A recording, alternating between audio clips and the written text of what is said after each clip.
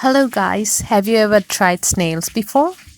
Well, this is one of the most eaten food by the indigenous community of people living in Chittagong Hill Tracts, Bangladesh, and also eaten by the Asian people and also some other parts of the world. So I'm going to show you a traditional way of cooking of snails. So let's begin. I have cut the tails of the snails and put some water to boil. I have added some shrimp paste, salt, chili paste, some oil, and also some turmeric powder. You can skip the oil and turmeric powder. Then I soak some rice in the water.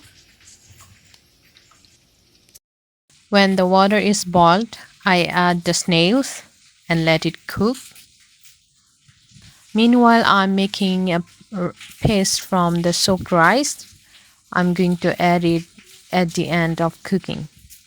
The snails are cooked well, so I'm adding the rice paste, garlic, and some China curry leaf at the end. Now my snails are ready.